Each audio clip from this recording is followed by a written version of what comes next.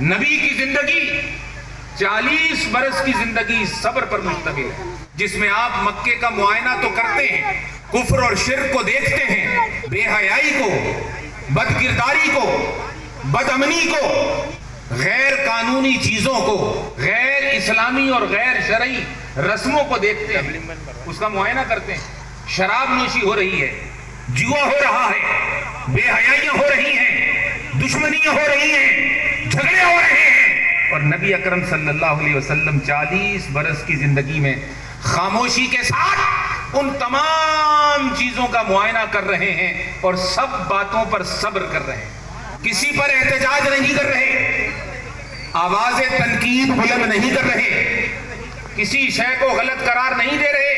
خاموشی کے ساتھ غار ہرا کی تنہائیوں میں بیٹھ کر اللہ اللہ پکار رہے ہیں، عبادت میں مصروف عمل ہیں،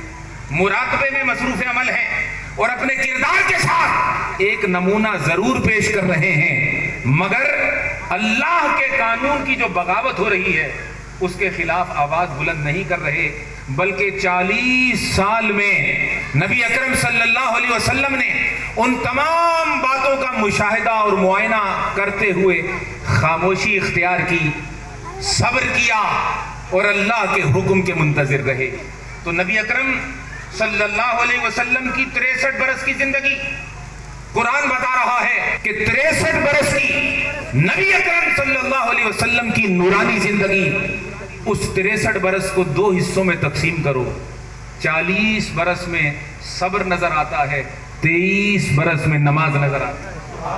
40 برس میں صبر نظر آتا ہے کہ آپ صبر کر رہے ہیں، تنقید نہیں کر رہے، اور 40 برس کے بعد جب حکم ہوتا ہے کہ اے رسول اللہ صلی اللہ علیہ وسلم، اب جو نور آپ کے اندر رکھا گیا ہے اور جو رسالت آپ کو عطا کی گئی ہے اور جس عظیم کام کے لیے آپ کی ولادت آمنہ کے گھر میں کی گئی ہے، اے میرے پیارے، اے والضحیٰ مکھڑے والے، اے واللیل زلف والے، اے یاسین اور طٰہٰ لقب رکھنے والے، اور اے مکے کی گلیوں میں محبت کے ساتھ خرام ناز کرنے والے اور صبر اور خاموشی کے ساتھ وقت بتانے والے، 40 برس بیت گئے، غار ہرا میں نور پھیل گیا،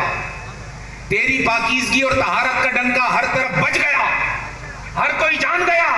کہ آپ امین بھی ہیں، آپ صادق بھی ہیں، آپ شریف النسب ہاشمی اللقب بھی ہیں، آپ پاکیزہ خانوادے کے پاکیزہ چشم و چراغ بھی ہیں، آپ کی طہارت، آپ کی صداقت، آپ کی لیاقت، آپ کی قابلیت، آپ کی سچائی، آپ کی پاکیزگی اور آپ کے کردار کی نورانیت ہر طرف ہر شخص گواہ ہو چکا، مکے کی گلیاں گواہ ہو چکی، بازار گواہ ہو چکے، افراد گواہ ہو چکے،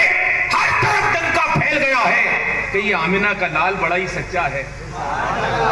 یہ عبداللہ کا در یتیم بڑا ہی شریف النسب ہے، بڑا ہی شریف الکردار ہے، یہ عبداللہ کا اور عبد المطلب کی آنکھوں کا ٹھنڈک اور پیارا، یہ انتہائی پاکیزگی کے ساتھ زندگی بسر کرتا ہے، کوئی گناہ، کوئی خطا، کوئی الزام اور بے حیائی کی کوئی تہمت اسے نہیں دی جا سکتی۔ تو اے میرے محبوب، یہ تعارف تو آپ کا پھیل گیا، آپ نے میرے حکم کے خلاف ہونے والی چیزوں پر، میری منشا اور میری مرضی پر خاموشی اور صبر اختیار کی رکھا۔ اے حبیب، اب یہ جو 40 برس میں آپ کا صبر کمال پر پہنچ گیا ہے، اے پیارے، اب اس صبر کو اعلان نبوت میں تبدیل فرما دیجئے۔ یہ جو صبر 40 سال میں پک گیا، ہائے ہائے پک گیا، اور ہر کوئی اس کا متعارف ہو گیا، اب اس صبر میں سے ایک اعلان فرمائیے، اس لیے کہ جس اعلان کی بنیاد صبر ہوا کرتا ہے وہ اعلان کبھی رائے گا نہیں جاتا۔ صبر کی بنیاد پر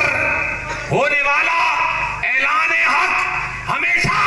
نتائج برآمد کرتا ہے۔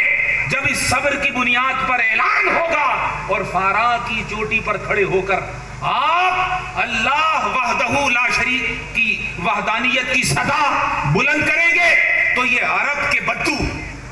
یہ عرب کے جاہل، یہ عرب کے غنڈے اور گماشتے،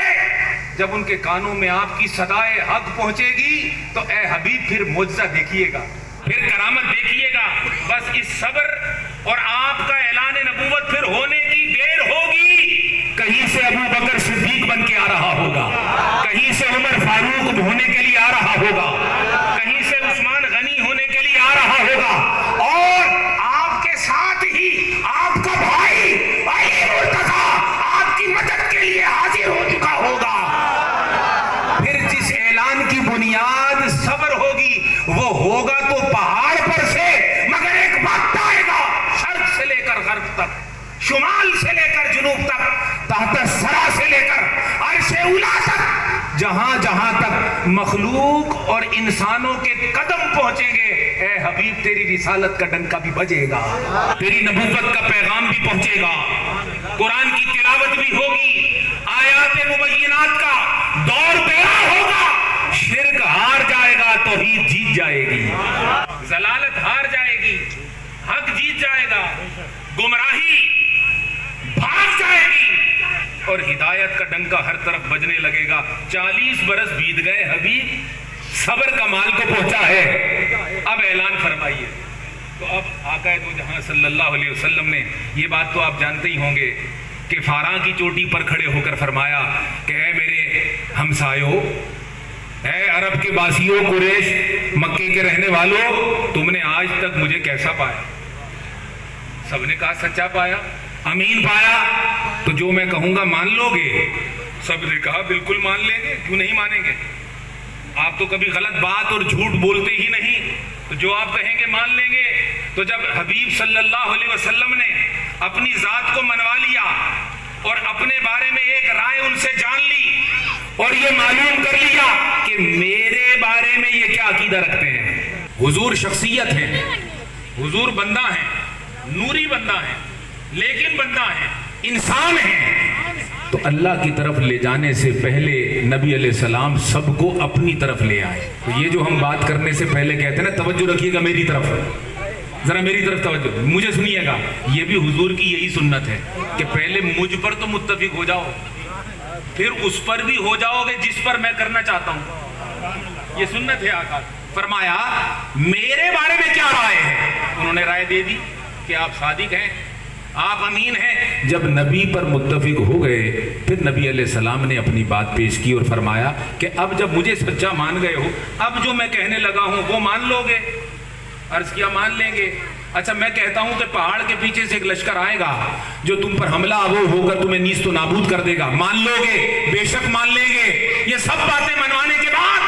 پھر اللہ کے رسول صلی اللہ علیہ وسلم نے ہائے ہائے اب صلاۃ کی بات پیش کر رہے ہیں، اب نماز کی بات پیش کر رہے ہیں، اب توحید کی بات پیش کرنے لگے ہیں، اب دین کی بات پیش کرنے لگے ہیں، اب شریعت کی بات پیش کرنے لگے ہیں، دین حق کی بات پیش کرنے لگے، مگر یہ سب پیش کرنے سے پہلے اپنے آپ کو پیش کیا۔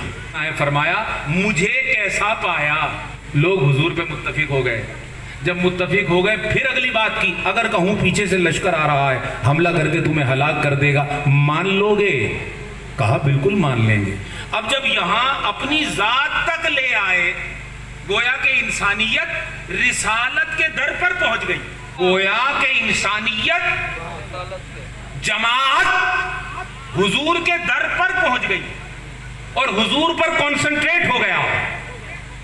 سب ہر طرف سے کٹ کر نبی کو دیکھنے لگے کہ اب معلوم نہیں آقا کیا دیں گے، پتہ نہیں کیا بات پیش کریں گے۔ اب حضور نے فرمایا کہ میں تم سے کہتا ہوں کہ جب مجھے سچا مانتے ہو، برحق مانتے ہو، تو مجھ پر گواہی دو، اس بات کی تصدیق کرو کہ میرا اور تمہارا معبود ایک ہے، کہہ دو وہ اللہ ایک ہے اور اس کے سوا کوئی معبود نہیں، اس کے سوا کوئی رب نہیں، اس کے سوا کوئی پالنے والا نہیں، عبادت کا مستحق وہی ہے۔ کہ صلاۃ اور صبر یہ دونوں نبی اکرم صلی اللہ علیہ وسلم نے اپنی سیرت کے ذریعے ہمیں عطا کر دیے کہ قرآن کہہ رہا ہے صبر سے مدد مانگو، قرآن کہہ رہا ہے نماز سے مدد مانگو۔ 40 سال صبر کرنے کے بعد اب نبی نے 40 برس کے بعد عبادت کی بات پیش کی اور فرمایا اللہ ایک ہے اور اسی کی عبادت کرنا۔ اب کچھ تو بگڑ گئے، کچھ جڑ گئے۔ پہلی تقریر ہے نبی کی صبر کے بعد، پہلی تقریر کی، پہلا بیان کیا، پرامن انداز میں کیا، مگر پہلی تقریر کا نتیجہ کیا آیا؟ کچھ لوگ حضور سے جڑ گئے کہ آپ سچ کہہ رہے ہیں، कुछ लोग न इधर न उधर सोचने लग गए, अब अभी कुछ कहना है तो कुछ सोच में कि आका ने बात तो बड़ी कर दी, जरा सोचने का मौका दीजिए। तो कुछ तो दरमियान में रह गए कि ना इनकार ना इकरार, कुछ तो फौरन ही पुकार उठे कि आप सच कहते हैं, बेशक हमारा माबूद एक है और हम बुतों से बेजार हैं और शिर्क से बेजार हैं। और कुछ थे बिगड़ गए, उसी तकरीर में बिगड़ गए। और अबू लहब हुजूर का चचा माज़अल्लाह भतीजे को अस्तगफिरुल्लाह गलत बात कहकर कहने लगा, ओहो तेरा कुछ ना रहे माज़अल्लाह माज़अल्लाह, इसी बात के लिए बुलाया था, यही कहना था। और बुरा भला कहता हुआ मजमे से चला गया। मुझे बताओ कि नबी अकरम सल्लल्लाहु अलैहि वसल्लम ने कौन सी गलत बात की थी? हक बयान किया था और सच बताया था। बस इस दावत के नतीजे में जो नबी से जुड़ गए और नबी के हो गए, उनको अल्लाह ने फरमाया, अगर तुम मेरे हबीब को सच्चा मानकर हबीब की बात मान चुके हो, अब सुनो, इस्ताईनु मदद मांगो सब्र से, नमाज से।